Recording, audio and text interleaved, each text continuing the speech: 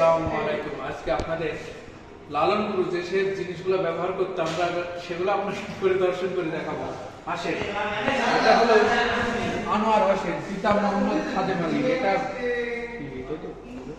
যাই হোক, এটা আমাদের লালন গুরুর পাতিল। পাতিলের বন্ধু একটু দেখাও। এটা পাতিল লালন শাহ শিষ্যগণের ব্যবহার করতে, এটা ব্যবহার করতো তারা। এটা হলো তার আমাদের টেবিল। এই টেবিলে বসে লালন নিজে গান গাইত। দেখো গুরুর পরিচয়। আর এটা দেখেন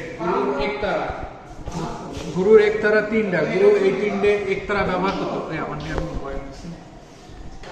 এটা হলো সবচেয়ে দামি জিনিস আমাদের গুরু। এটা দিয়ে তামাকটা আনতো। দেখেন গরু তামাকের ছাই এর ভেতরে এখনো আছে।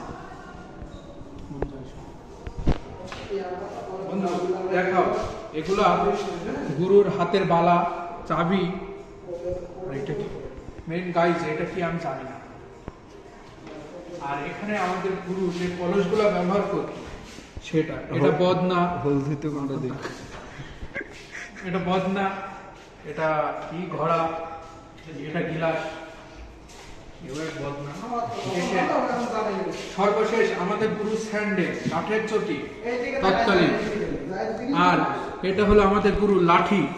দেখেন মাথায় গুরু ছবি দেওয়া আছে।